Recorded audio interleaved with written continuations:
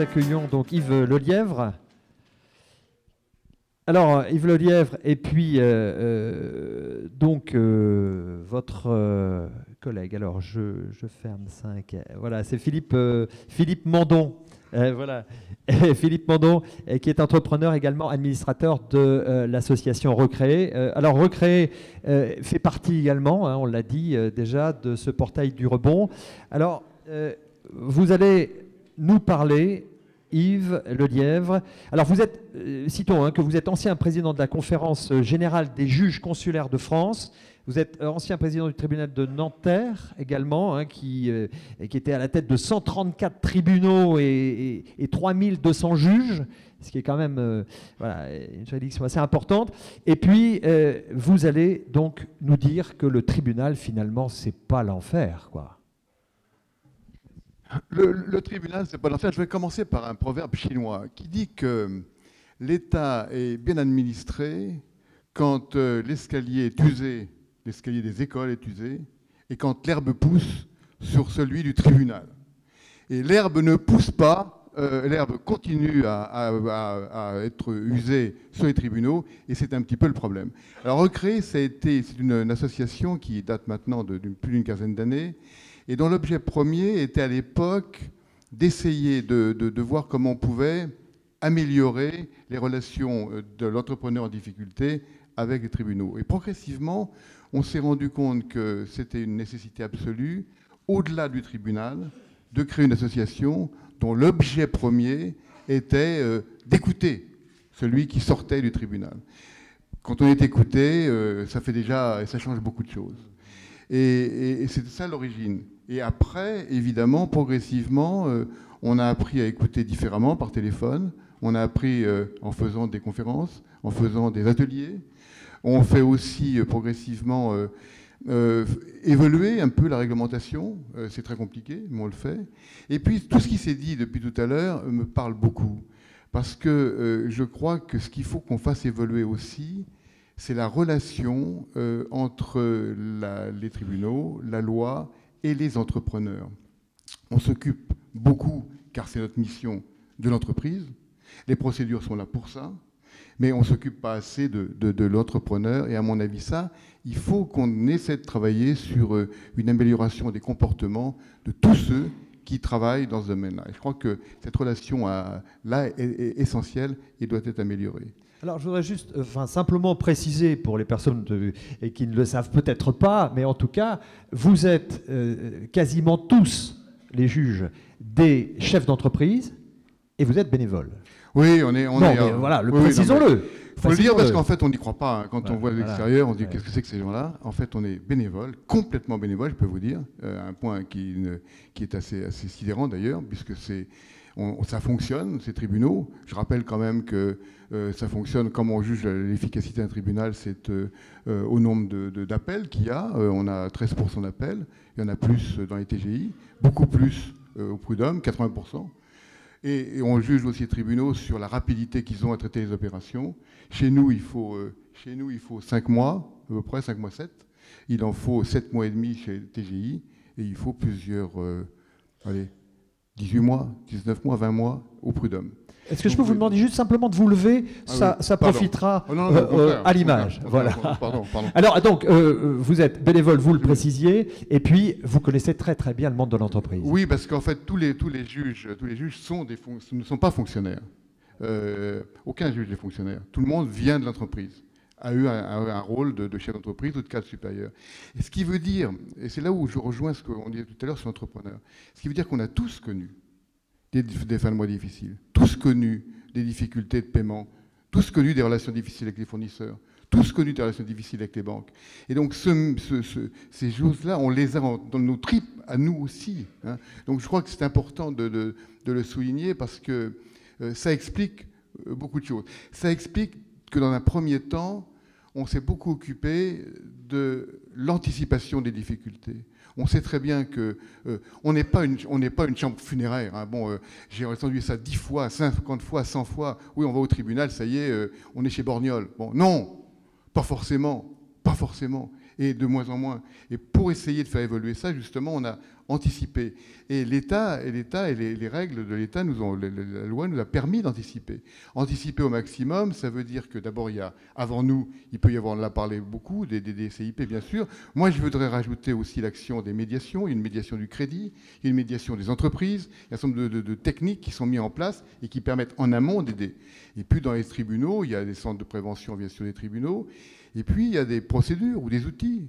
On a un outil, quand il y a une difficulté qui est déterminée, le chef d'entreprise, d'une façon volontaire, d'une façon parfaitement confidentielle, peut venir voir le tribunal, le président, en lui demandant l'ouverture d'un mandat ad hoc, qui est une formule qui permet de régler une difficulté particulière avec l'aide d'un administrateur.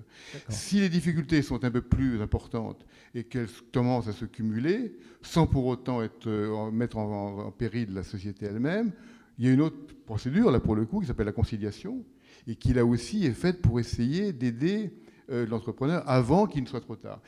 Nous, ce qu'on constate vraiment, c'est que pourquoi il y a tant de difficultés, c'est que on vient trop tard, beaucoup trop tard.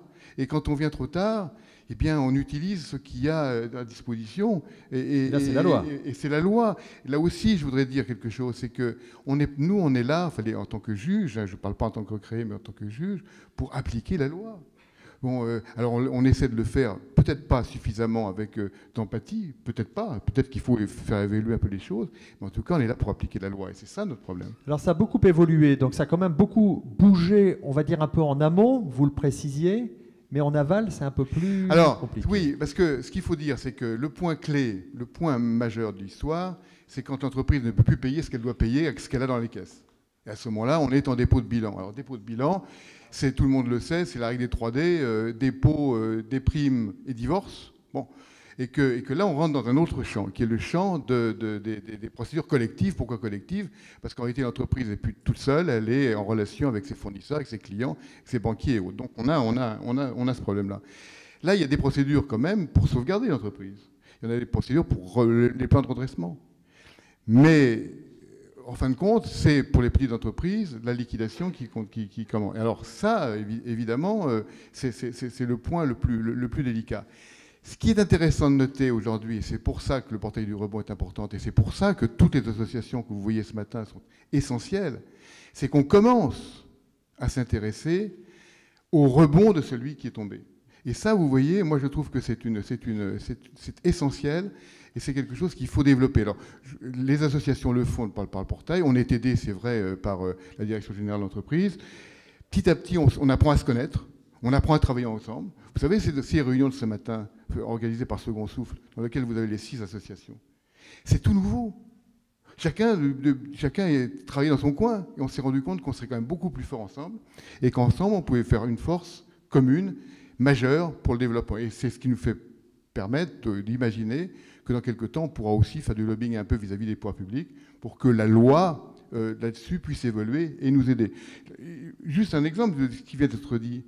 Moi, je suis très, très, très, très choqué par le fait qu'il y ait des évolutions. Mais celui qui tombe, eh bien, il tombe, mais quelques années après, on lui rappelle. Et quand il veut recréer quelque chose, refonder une entreprise, sa banque va lui dire, mais dites-moi, d'accord, on vous raconte parce que c'est la loi. Par contre, vous voulez un crédit, vous n'aurez pas.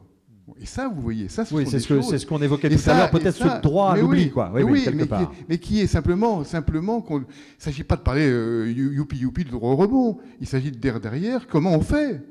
Et comment on fait quand vous allez voir un banquier, vous avez fait une liquidation en plus propre, vous n'avez pas été sanctionné ni rien. Bon. Et puis quelques années après, on vous dit, ah oulala, attendez, revenez, tiens, on m'a raconté l'histoire, revenez, monsieur, très bien, c'est parfait ce que vous avez, votre projet est génial. Vous demandez un petit crédit, revenez demain. Et puis le lendemain, il revient, il dit, écoutez, non, désolé, on ne peut pas. Et alors là, le banquier, en fonction de sa relation, il dit ou rien, ou il dit, écoutez, on est désolé, vous avez une liquidation il y a 5 ans, on ne peut pas. Ça, vous voyez, ce sont des choses qui sont parfaitement inadmissibles. Et moi, je voudrais absolument que là-dessus, on ne peut pas continuer à travailler sur des procédures de liquidation si derrière, il n'y a pas la porte de sortie vers quelque chose de positif. Et moi, pour nous, c'est un des éléments essentiels de cette réflexion qu'on a en commun sur la santé. Vous voyez que ça touche tout le monde, et bien que nous, on puisse là-dessus évoluer. Moi, mon souci principal, c'est vraiment d'essayer de nous attaquer au comportement des uns et des autres, parce que je crois que c'est aussi une question de comportement. C'est pas vrai que la loi nous oblige uniquement à nous occuper de l'entreprise, elle nous oblige aussi de nous occuper, de regarder celui qui dirige les entreprises. Et je crois que ça, ce regard-là, il faut qu'il change, et c'est en train de changer, ça a beaucoup évolué en anticipation de difficultés, ça n'évolue pas beaucoup après. Alors, moi, ce que je voudrais quand même dire là-dessus, c'est que, et ça, je voudrais le dire parce que c'est quand même une des raisons essentielles. En France, on l'a dit tout à l'heure, ouvrir une entreprise très facilement. Ça, c'est vrai. Mais vous savez, une entreprise, ce n'est pas uniquement un bon produit, ce n'est pas uniquement un bon marché, ce n'est pas uniquement un bon salarié, ce n'est pas uniquement un patron qui a de la niaque, c'est aussi quelqu'un qui sait et qui connaît sa trésorerie. Et vous savez, je dis ça, il faut que la formation, elle aille jusqu'à ça. Il faut que le chef d'entreprise qui commence, il sache quand même où il va. Et pour savoir où il va, eh bien, le pilote de la voiture, il maîtrise un peu la route dans laquelle il va. Le cap. Ouais. Le cap. Et la trésorerie, c'est essentiel. Et que moi, je constate qu'une grande partie, on l'a dit et répété, 80% des entreprises de taille petite ou moyenne, c'est celles qui sont en liquidation. Et quand on voit pourquoi, eh bien, c'est souvent parce qu'en réalité, il n'y avait aucune anticipation du chef d'entreprise sur sa trésorerie, du jour, des mois à venir, et des semaines à venir, et du bilan d'exploitation. Et vous voyez ça, ce message, tout serait beaucoup plus simple si quand même il y avait ça en moins à gérer dans les difficultés d'entrepreneurs. Merci beaucoup Yves Lelièvre de votre témoignage. J'aimerais laisser la parole maintenant à Philippe Mandon. Donc vous êtes aussi administrateur donc de Recréer, mais vous êtes avant tout aussi un chef d'entreprise. Qui a échoué. Et qui a échoué. Voilà, expliquez-nous un petit peu votre parcours, votre histoire, rapidement, en quelques minutes. Effectivement, cette période des années 2008-2009 a été aussi difficile pour moi. Je dirigeais un groupe de sociétés dans la communication, l'événementiel, la formation professionnelle, et je n'ai pas passé un certain cap difficile, mais aussi parce que je me suis bien frité avec mon associé. Là aussi, c'est un autre sujet. Ça, c'est un sujet. C'est un sujet que l'on n'abordera pas aujourd'hui, mais qui est un sujet aussi. Et en fait, j'ai effectivement connu la liquidation du groupe, à l'exception d'une petite entreprise que j'avais conservée, mais que j'ai fermée par moi-même peu de temps après. Parce que cette situation, en fait, elle m'a fait vivre le pire que je pouvais vivre sans jamais l'avoir imaginé.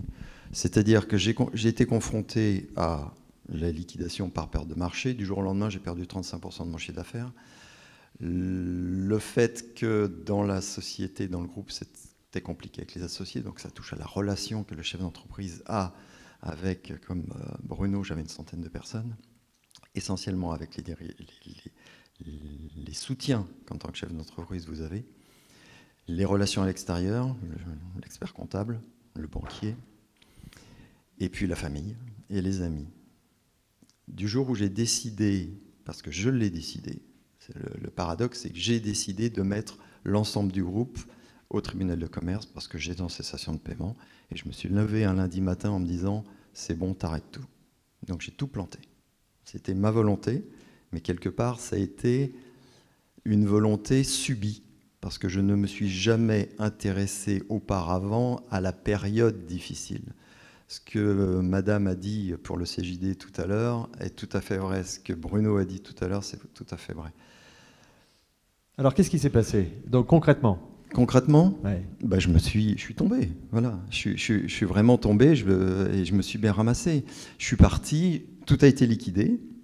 Donc, pour reprendre ce que disait Yves par rapport au tribunal de commerce, une liquidation, vous faites face à des hommes qui sont assis, habillés différemment de vous, hommes ou femmes, pardon, d'accord, et vous êtes debout, voilà, et on vous dit « Qu'est-ce qui vous est arrivé? Expliquez-nous. » Voilà. Et à poil virtuellement. Vous repartez une main devant, une main derrière, si vous voulez. Voilà. Donc ça, c'est d'une violence extrême. C'est d'une violence extrême. Quand en plus vous rentrez et qu'il y a déjà les huissiers à la porte, que les banquiers vous réclament immédiatement. Moi, j'avais fait la connerie de signer des cautions personnelles importantes. Voilà, et que je me suis retrouvé avec plusieurs centaines de milliers d'euros à payer alors que je n'avais pas la queue d'un radis derrière. Je peux vous dire que là, ça change la vie. Hein. Ça change la vie. Mais pour autant, on réussit à rebondir. On réussit. Alors, on essaie d'avancer juste un petit peu dans le temps. Qu'est-ce qui fait que vous avez pu rebondir quel a été le... C'est un ami, en fait, déclencheur qui m'a dit un jour, je crois que tu es en dépression ou tu fais un burn-out. Enfin, effectivement, j'étais au fond du trou. Et qui m'a revu plusieurs mois après et qui m'a dit « Est-ce que tu t'es jamais posé la question de savoir quelle était ta part de responsabilité dans tout ce qui t'était arrivé ?» Ça, je l'ai mal pris. Ah, c'est un peu violent, ça, comme... Je l'ai très mal vécu, d'accord. Pour autant, après, cette question, elle est restée, je me la suis reposée. Et ça a été l'élément déclencheur de mon rebond. Parce que je me suis dit, oui, effectivement, alors, les banquiers sont tous des cons, pardon, les banquiers sont tous des cons, des salauds, le juge, si j'en chope un dans la rue, voilà, même si je ne me rappelle pas de sa tête, mais je saurais quoi lui dire, mes anciens salariés, et notamment l'associé, vaut mieux qu'il change de trottoir, enfin, ok. Mais cette question, elle est restée, elle s'est installée. Elle s'est vraiment installée. Et là, je suis allé voir, effectivement, je suis allé demander du soutien à l'extérieur en me disant, est-ce que vous pouvez m'aider à comprendre le sens de cette question et m'aider à trouver des réponses. Et là, vous voyez qui? Oh ben, j'ai vu un psy. Voilà, j'ai vu un psy. Je suis allé voir un psy pour la première fois de ma vie. Et je me suis dit que j'aurais peut-être dû aller le voir plus tôt, d'ailleurs. Et à partir de là, j'ai trouvé des réponses. Et alors, je ne vais pas vous faire la liste des erreurs que j'ai commises, mais en sortant, après des mois de travail, je me suis dit que j'avais commis toutes les erreurs qu'un chef d'entreprise pouvait commettre. Alors, lesquelles? Allez-y. 3 ou 4. On parlait de trésorerie, juste avant. Voilà. Bah oui. Ouais. Alors, pas suffisamment mon cas est un peu particulier parce que j'avais embauché vigilance. ma sœur pour gérer la compta de toutes les Ah oui, ça c'est l'erreur. La sœur, il ne faut jamais l'embaucher. Donc, éviter la famille. Voilà. Parce que ce qu'elle me donnait n'était pas ce que je voulais. Mais comme je n'osais pas lui demander ce que je voulais, parce que je pensais qu'elle croyait qu'elle aurait imaginé ce que j'attendais. Enfin, voilà. Donc, je n'avais pas les bons outils. Je me suis enfermé petit à petit. Enfin voilà, tout ce qui a été dit précédemment, je l'ai vécu. Et j'habitais au 7e étage pour monsieur Vince. Donc oui, de temps en temps, le soir, il faisait très sombre. Pour autant, je me suis aperçu d'une chose. C'est la solitude et l'enfermement personnel qui étaient à la source, en fait, de la non-vision des possibilités qui existent. Des possibilités de rebond, il y en a à tout moment. Plus vite on se pose la question de savoir ce qui se pose et ce qui se passe, plus vite vous aurez la possibilité et la capacité d'entrevoir le rebond. D'accord ? Juste si vous me permettez, un petit conseil que maintenant je m'applique, parce que j'ai recréé des entreprises, il y avait une entreprise, ça va. Cherchez votre poil à gratter. Dans votre entourage, qu'il soit personnel, professionnel, voire les deux, trouvez une personne face à laquelle vous allez pouvoir avoir les questions qui dérangent, les remarques qui font mal, mais qui vont vous mettre face à la glace le matin, mesdames, pour vous maquiller et messieurs, pour se raser, pas seulement pour regarder si on met bien le fard ou si on ne se coupe pas, mais simplement pour se regarder dans les yeux et dire « Est-ce que ça, c'est bien ? Est-ce que j'ai bien fait ? Qu'est-ce que je peux refaire ?» et s'interroger à nouveau. Donc cette idée du poil à gratter dans votre écosystème d'entrepreneurs, il est essentiel. Tout comme le choix de vos accompagnants financiers, experts comptables. Ne prenez jamais un expert comptable qui est un de vos amis. Choisissez celui qui va vous emmerder. Choisissez celui qui va vous titiller, qui va vous demander pourquoi la virgule, pourquoi 0,1 et pourquoi pas 0,0. Parce que c'est aussi ce qui va vous faire progresser. Est-ce que dans votre échec, il n'y a pas aussi une part d'obstination? Est-ce qu'il n'y a pas une part d'obstination ou quelque part un peu d'aveuglement en disant bah voilà, je fais le roi du monde, c'est ma société, je veux aller au bout et je vais l'amener jusque voilà, je serai le dernier maître à bord. Est-ce qu'il n'y a pas un peu ça? Est-ce que c'est pas d'ailleurs un peu la problématique qu'on retrouve chez pas mal de chefs d'entreprise? Oui, j'aime bien votre geste parce que depuis enfant, je voulais être Bayard sur son cheval blanc qui coupe tête de tous les méchants. Donc j'ai tenu ce rôle dans l'entreprise. J'ai tenu ce rôle. Et effectivement, mon ego, mon orgueil, tout ça, ça participait à la plantade. Voilà. Mais ça a aussi participé derrière au rebond. Voilà, parce que l'orgueil, ça nous permet de ne pas vouloir rester au fond du trou et de vouloir remonter. Bien sûr, ce que nous disait Olivier Torres, voilà, il faut, ouais, voilà, ouais. La bonne santé, ça donne du dynamisme, mais il faut ce dynamisme, effectivement, et cet orgueil pour continuer. Alors, parlez-nous en 1 minute, pour conclure, votre rebond aujourd'hui, parce que c'est ça aussi, le rebond, on a envie d'entendre aussi votre message, de dire, bah oui, je me suis planté, mais je suis reparti. Je suis reparti parce que justement j'ai accepté ma part de responsabilité. C'est la seule raison pour laquelle j'ai rebondi aujourd'hui. J'ai accepté cet échec. Accepter l'échec, parce que c'est pas un échec, c'est un accident de parcours, c'est une expérience. Alors, on peut dire plein de choses de tous ceux qu'on a rencontrés. Je vous l'ai dit tout à l'heure, effectivement.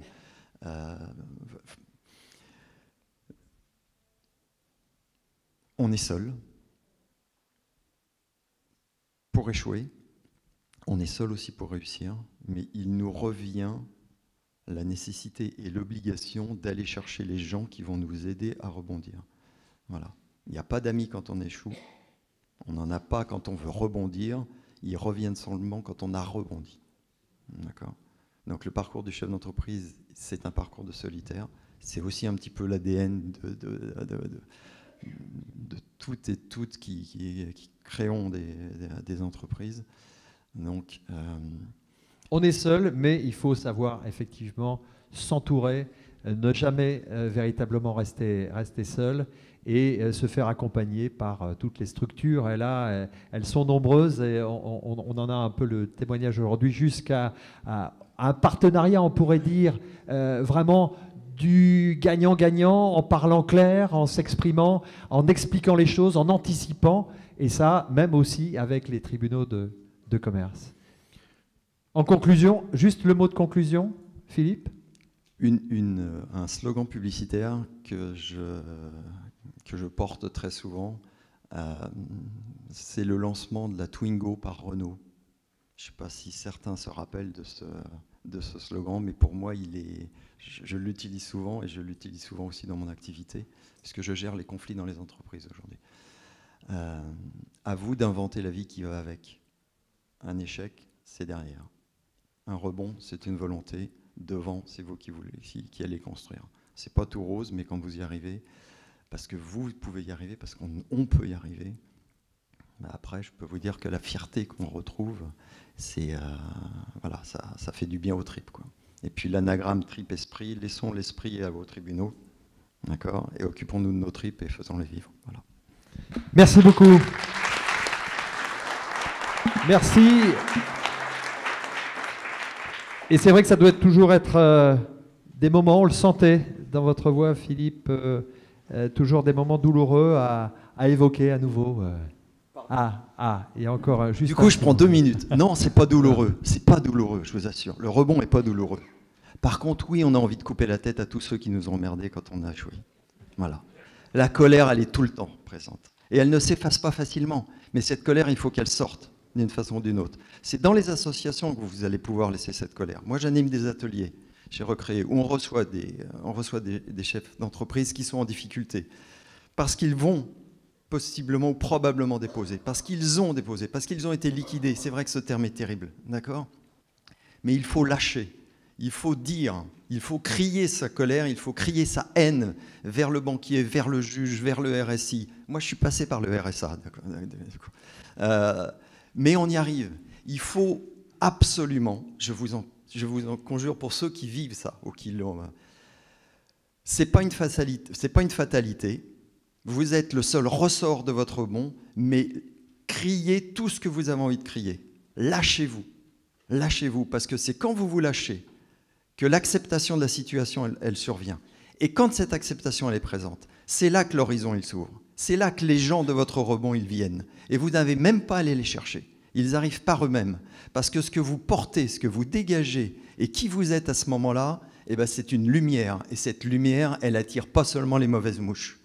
D'accord ? Elle attire d'autres lumières. Et devant, je vous assure, et j'en suis le témoin vivant, et je peux en parler avec certains si vous voulez, mais le jour où vous avez accepté ça, eh bien, comme par enchantement, la porte que vous n'avez jamais vue, elle s'ouvre. La personne que vous espérez rencontrer, elle est là. L'argent que vous attendez pour régler les cautions, elle arrive. Et je vous assure, pour en avoir été témoin personnellement, je ne peux pas expliquer ça. Mais ce que je sais, c'est que je reviens sur cette phrase. Tu t'es planté, t'acceptes, c'est ta responsabilité, puisque tu as voulu avoir des responsabilités de chef d'entreprise, tu les as aussi dans ton rebond. Voilà. Et je ne sais pas si... Je reprends, moi je suis... Il y a un film dont j'adore le titre, okay, qui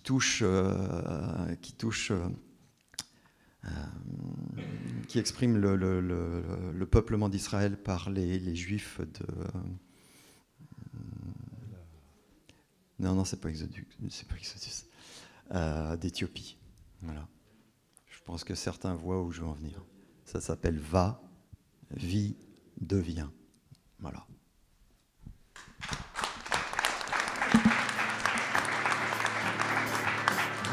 Merci Philippe Mandon.